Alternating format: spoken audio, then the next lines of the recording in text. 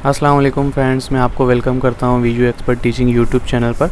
आज का हमारा टॉपिक है बिज़नेस एथिक्स MGT 610 की शॉर्ट लेक्चर सीरीज़ का लेक्चर नंबर 27। आज के लेक्चर में जो टॉपिक हम कवर करेंगे वो है एथिक्स एंड द एनवायरनमेंट। ये हमारा मेन टॉपिक है। इसके अंदर जो सब टॉपिक्स आ रहे हैं उसमें है airborne toxic, air quality, water pollution, land pollution, toxic substances, solid waste, nuclear waste, depletion of species and habitat, depletion of fossil fuels, depletion of minerals, toxic chemicals in Teflon, greenness, conceptualization of greenness। तो चलिए continue करते हैं अपने lecture को। Lecture number 27 ethics and environment. इसमें सबसे पहले हमें दिया जा रहा है एयरबोर्न टॉक्सिस। एयरबोर्न टॉक्सिस से मुराद वो चीज़ें होती हैं कि हवा के अंदर जो चीज़ें फैल जाती हैं जो हमारी हवा को पोल्यूट करते हैं, उसके बारे में बात हो रही है। इसमें कह रहे हैं एयरबोर्न टॉक्सिस आर कास्टोफेरिक। कास्टोफेरिक से मुराद क्या होती है? कास्टोफेरिक की डेफिनेशन ये होती है कोई भी ऐसी चीज़ जो कि बहुत ज़्यादा नुकसानदेह हो और उसकी वजह से बहुत बड़ा नुकसान हो सकता हो। जैसे कि आप मिसाल ले लें, यहाँ पर एक आतिशफिशा की टोर्नेडो जो कहते हैं, जिसमें से लावा एक पहाड़ में से उगलना शुरू हो जाता है। तो आप अंदाज़ा लगा सकते हैं दुनिया में बहुत से ऐसे वाक़यात हुए हैं कि आतिशफिशा पहाड़ जो कि फट गए हैं और उसकी वजह से उसके करीब जो सोसाइटियाँ थी उनको खाली करवा लिया गया। तो catastrophic but highly worrisome air pollution threat. 2.4 billion pound of airborne toxic substances released annually into the nation atmosphere, including phasogene, a nerve gas used in warfare, and methyl isocyanate। यानी कि इसमें बोल रहे हैं कि 2.4 बिलियन पाउंड्स की जो airborne toxins है वो एनुअली यानी कि सालाना जो है 2.4 बिलियन पाउंड्स जो है वेस्ट जो है वो नेशंस के एटमॉस्फेयर के अंदर यानी कि फैला दिया जाता है। हम जो है पूरी दुनिया का जो एटमॉस्फेयर है उसको हम 2.4 बिलियन पाउंड टॉक्सिक सब्सटेंसेस से पोल्यूट कर रहे हैं। और उसके अंदर फैसोजिन इंक्लूड है जो कि एक नर्व गैस है जिसको हम जो जंगों वगैरह में इस्तेमाल की जाती है उसको भी हम हवा के अंदर छोड़ रहे हैं। तो आप अंदाज़ा लगा सकते हैं कि इससे कितना नुकसान होगा।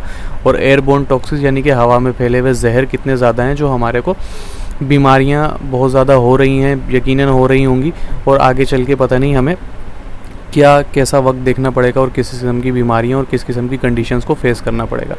खैर, एयर क्वालिटी की बात हो रही है। The most prevalent form of air pollution however are the gases and particular speed out by auto and industrial process which effect the quality of the air in which we breathe.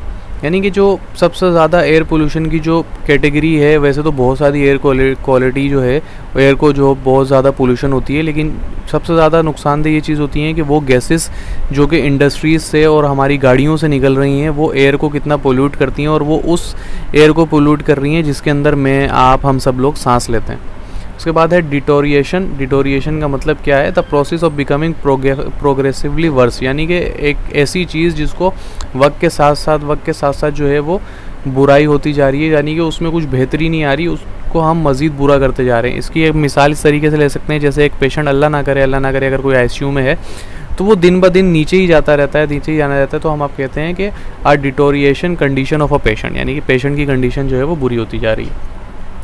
यानी कि इसकी वजह से जो है lung function जो है इंसान के जो फेफड़े हैं वो बहुत ज़्यादा मुतासिर होते हैं। क्रोनिक एक्सपोजर के एयर पोल्यूशन की वजह से वो जो है बहुत ज़्यादा ख़राब हो रहे हैं। ऑटो स्मोक और industrial smoke stack emission is long lasting and often irreversible. जैसे कि हम लाहौर सिटी में अक्सर देख रहे होते हैं कि वहाँ पे स्मोक का बहुत ज़्यादा प्रॉब्लम आ जाता है।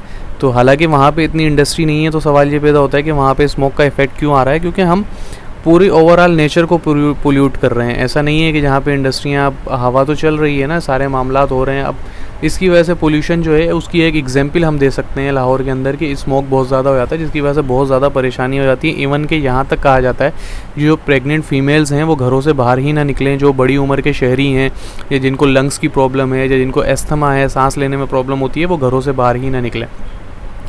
उसके बाद वाटर पोल्यूशन की बात होती है। The contamination of water sources is an old problem. यानी कि पानी जो आलूदा है, जो और मुख्तलिफ जो आलूदा हो रहा है, ये कोई नई प्रॉब्लम नहीं है, बल्कि बहुत ज़्यादा ओल्ड प्रॉब्लम है और पुराने वक्तों से चलती आ रही है। Organic waste but also dissolve salt, metal, radioactive material as well as suspended material such as bacteria, viruses and sediments जो है ये हमारी ज़िंदगी को बहुत बुरी तरह नुकसान पहुँचा रहे हैं, इंसानी ज़िंदगी को, और पानी को बहुत ज़्यादा पेल्यूट कर रहे हैं। Radio active minerals, salts, metals, ये सारी चीज़ें जो हम पानी के अंदर बहा रहे हैं। उसके बाद यहाँ पे बोल रहे हैं 40% of the world surface water is polluted to fish for swimming.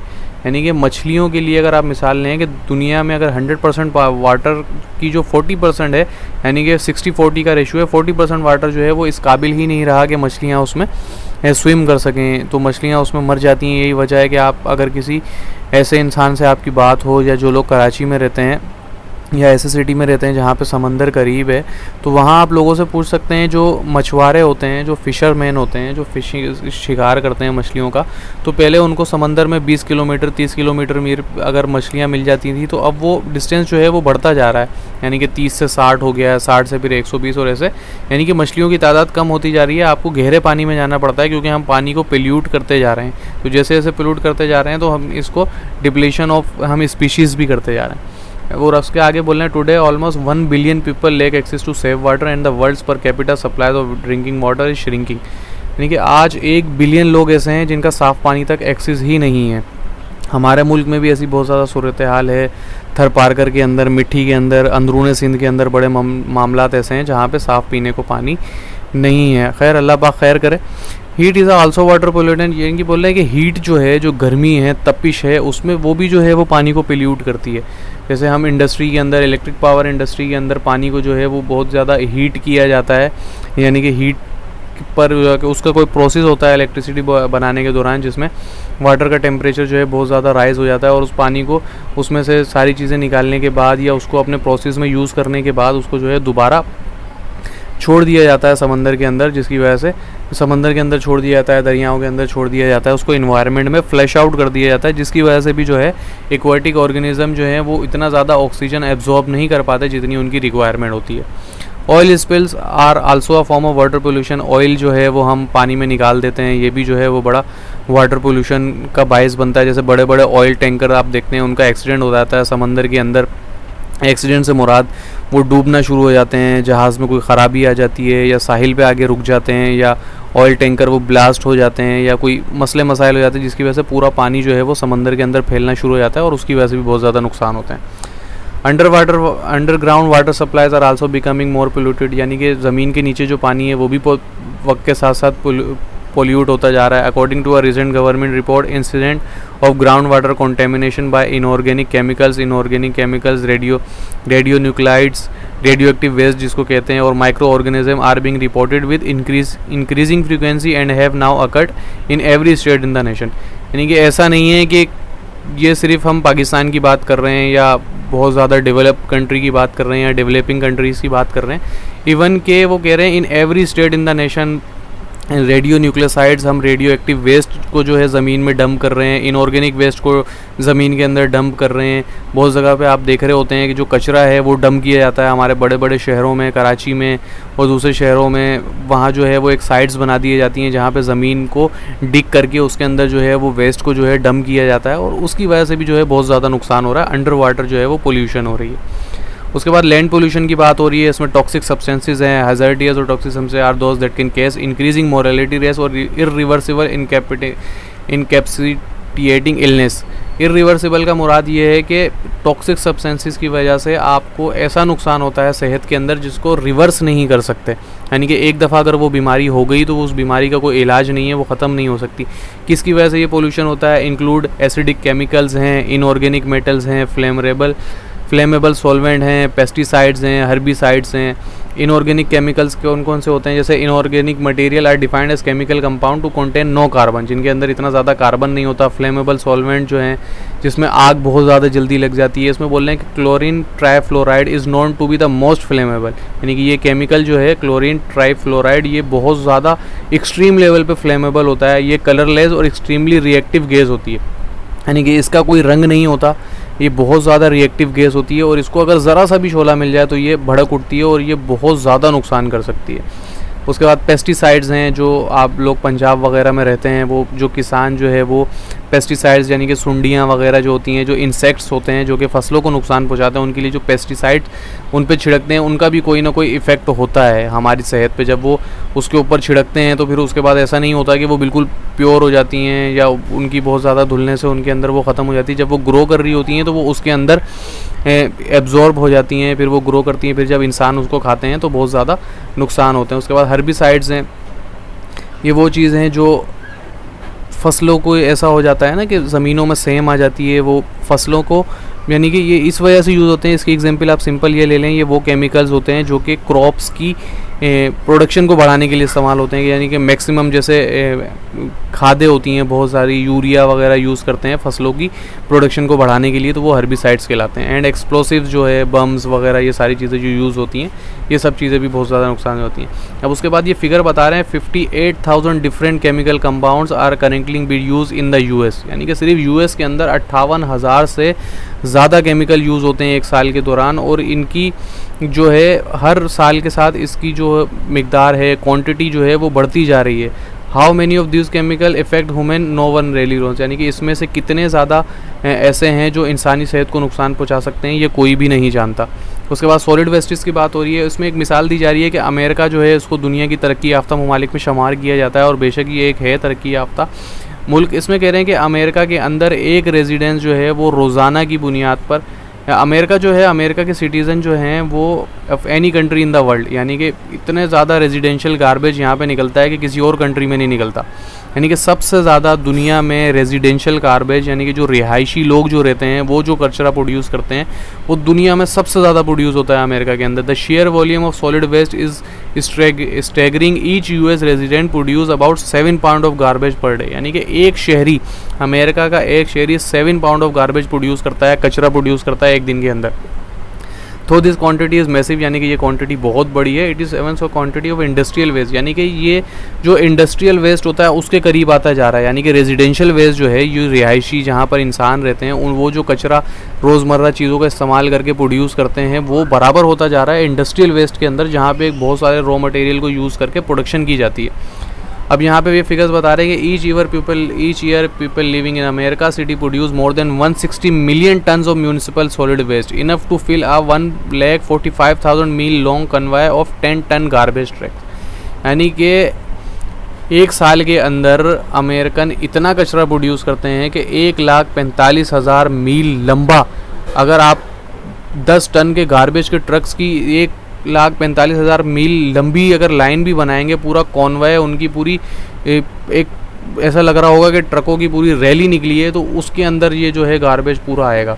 तो आप अंदाज़ा लगा सकते हैं जब एक तरक्की याफ्ता मुल्क में इतना ज़्यादा प्रोड्यूस हो रहा है, तो आप अंदाज़ा लगा सकते हैं कि कैसे होता है। अब उसके बाद वो और एक्सट्रीम लेवल पे मिसाल दे रहे हैं कि each person reading this book produces on average almost 4 pound of garbage a day, यानी कि हम लोग जो इस बुक को रीड कर रहे हैं उसमें ये बोल रहे हैं कि एक बंदा जो है वो 4 पाउंड गार्बेज प्रोड्यूस करता है डेली के अंदर। Only about 10% of residential waste are covered through recycling, a disappointingly low proportion that is due to lack of financial backing for recycling operation, यानी कि ये जो वेस्ट है इसमें से सिर्फ 10% रेजिडेंशियल वेस्ट जो है उसको रिसाइकलिंग की जाती है। उसको जैसे प्लास्टिक की बोटल्स हैं उनको रिसाइकिल कर लिया जाता है, कुछ मेटल्स होते हैं उनको रिसाइकिल किया जाता है, कंप्यूटर पीसीज और मोबाइल्स और ऐसी चीज़ें जो होती हैं, इलेक्ट्रॉनिक वेस्ट जो कहलाता है उसको रिसाइकिल कर लिया जाता है। लेकिन बाकी से सिर्फ 100% का 10% होता है, बाकी 90% जो है वो हमारे को एयर को पोल्यूट कर रहा है, हमारे माशरे को पोल्यूशन इंक्रीज़ कर रहा है हमारे इन्वायरमेंट में, क्योंकि इतनी फाइनेंशियल रिसोर्सेज नहीं है और हम वैसे ही डेवलपिंग कंट्रीज़ में रहते हैं। पाकिस्तान जो है डेवलप कर रहा है अभी, तो आप अंदाज़ा लगा सकते हैं कचरा कितना ज़्यादा वो कर सकता है। इसमें एथिकल बिजनेस एथिक्स में ये क्यों पढ़ा रहे हैं कि हमारी जिम्मेदारी है कि हम कोशिश करें अपना कचरा जो है हम उसको रिसाइकिल करने की कोशिश करें, या कम से कम इस्तेमाल करें, या उसको सही तरीके से प्रॉपर हम रिसर्च करें और उसको सही तरीके से वेस्ट करें। उसके बाद न्यूक्लियर वेस्ट की बात हो रही है। Light water nuclear reactor contain radio active material होते हैं, इंक्लूडिंग कौन कौन से न्यूक्लियर वेस्टेज निकले हैं उसमें ये केमिकल्स की बात हो रही है। कार्सिनोजेंस होते हैं सच एस स्ट्रोनियम 90, सीजियम 137, बेरियम और आयोडीन वगैरह की मिसाल दी जा रही है। यह high level of radiation from this element can kill a person, यानी कि इसमें से अगर हाई लेवल का रेडिएशन होता है कि एक इंसान की जान भी ले सकता है। लोअर डोसेज अगर इसकी लोअर डोज हो, अगर इसकी लोअर डोज रेडिएशन की आपको मिले तो वो कर सकती है थायराइड की बीमारी कर सकती है, लंग की बीमारी कर सकती है, इवन के बोन कैंसर हो सकता है, as well as genetic damage हो सकता है, that will transmitted to future generation. यानी कि अगर न्यूक्लियर वेस्ट की वजह से अगर आपकी कोई जेनेटिक डैमेज हो जाती है, यानी कोई जीन डैमेज हो जाती है, अगर एक इंसान की दिमाग में सोचने देखने की सलाहियत है, अगर वो नसें इन रेडिएशन की वजह से डैमेज हो गई तो उससे जो नस्ल आगे पैदा होगी उसके अंदर भी ये नहीं होगी, यानी कि ये पूरा जेनेटिकली रिमूव कर देता है इसको, यानी कि नस्ल दर नस्ल ये बीमारी चलती है। तो आप अंदाज़ा लगा सकते हैं कि न्यूक्लियर वेस्ट कितना ख़तरनाक है।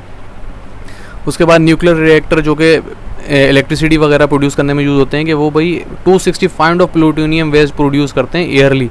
अब ये कौन सा इतना ये टॉक्सिक सब्जेक्ट है, इतना टॉक्सिक सब्सटेंस है ये प्लूटोनियम कि अगर इसके सिर्फ 20 पाउंड जो हैं वो सफिशेंट है, 20 पाउंड इसके काफ़ी हैं लंग कैंसर करने के लिए। पूरी दुनिया में जितने लोग हैं उनको लंग कैंसर अगर आपने करना हो, अल्लाह माफ़ करे, अगर ये लंग कैंसर होना हो तो 20 पाउंड इनफ है पूरी दुनिया में तमाम लोगों को लंग कैंसर करने के लिए। लेकिन ईच न्यूक्लियर रिएक्टर उससे जो है वो 265 पाउंड प्लूटोनियम निकल रहा होता है। तो आप अंदाज़ा लगा सकते हैं कि कितना ज़्यादा नुकसान हो सकता है।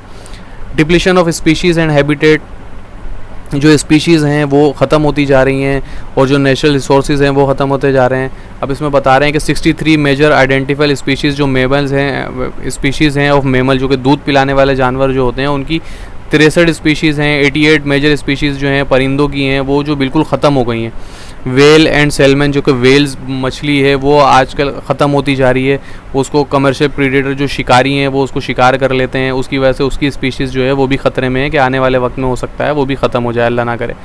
As recent comparison study 18,000 species and सब 18,000 स्पीशीज़ जो हैं वो वर्ल्ड के अंदर 11,046 of them were in danger, यानी कि 18,000 में से 11,046 जो हैं, ये स्टडीज़ ने पूरी दुनिया के साइंटिस्ट ने ये फाउंड किया है कि 11,046 जो हैं वो ख़त्म होने वाली हैं, कि बिल्कुल ख़त्म हो जाएंगी। और it is estimated between 500,000 of 2 million species, यानी कि ये 2 मिलियन स्पीशीज़ का आधा है, 15 to 20% स्पीशीज़ है। और पूरी दुनिया के स्पीशीज़ का 15 to 25% है, जो कि 20% है सॉरी, जो कि बिल्कुल ही ख़त्म हो जाएगा। और जो कि वो बोल रहे हैं कि 2000 तक ख़त्म हो चुका होगा। अब ये बुक इतनी पुरानी है, 11-12 साल पुराने लेक्चर हैं, तो आप अंदाज़ा लगा सकते हैं कि आप इसको डबल कर लें, जो फिगर इसमें दिए हैं वो डबल टिबल हो चुके होंगे। उसके बाद डिप्लीशन ऑफ फॉसिल फॉइल्स हैं, यानी कि जो ऑयल है, पेट्रोल है, दूसरी रिसोर्सेज जो हैं जो हम ज़मीन के नीचे से निकाल रहे हैं, या तो वो बिल्कुल जो है वक्त के साथ साथ ख़त्म होते जा रहे हैं, उसके बारे में यहाँ पे बात हो रही है। डिप्लीशन ऑफ मिनरल्स की बात हो रही है, जैसे हमने ऑयल वगैरह की बात की, इसी तरीके से जो है ये बात हो रही है कि मिनरल्स जो हैं, जैसे कि हम गोल्ड निकालते हैं पहाड़ों में से, कुछ जगहों पे गोल्ड निकलता है और कुछ जगहों पे कोल निकलता है, यानी कि कोयला निकलता है। इस तरीके से मेटल, कॉपर निकलता है। इस तरीके के जो मेटल्स हैं वो भी वक्त के साथ साथ ख़त्म होते जा रहे हैं। और यहाँ पे फिगर भी दिए हुए हैं, यानी कि पीक ग्रोथ मॉडल अगर आप स्टडी करें, ये इकोनॉमिक्स का एक मॉडल है, जिसमें जब ये बताता है कि आप जो है मैक्सिमम प्रोडक्टिव आउटपुट पे पहुँच चुके हैं, यानी कि किसी चीज़ की मैक्सिमम आउटपुट जो है वो आपने अचीव कर ली है, और वो अब सिग्नल कर रही है कि आने वाले वक्तों में ये एक्सपेंशन मज़ीद नहीं हो पाएगी, बल्कि ये ख़त्म हो जाएगा। आप इसकी मैक्सिमम प्रोडक्टिविटी ले रहे हैं। उसके बाद यहाँ पे कुछ केमिकल्स का नाम ले रहे हैं, यानी कि 2003 के अंदर आयरन, 2025 के अंदर मैग्नीशियम, 2018 के अंदर मोलिबेंडम, इन 2006 निकल, इन 2025 टंगस्टन, इन 2000 जिंक, इन 1919 कॉपर लीड, इन 1993 के अंदर जो है ये एग्जॉस्ट हो सकते हैं, यानी कि बिल्कुल ख़त्म हो सकते हैं अगर इनकी वेलफेयर के लिए, इनको बचाने के लिए कुछ नहीं किया गया।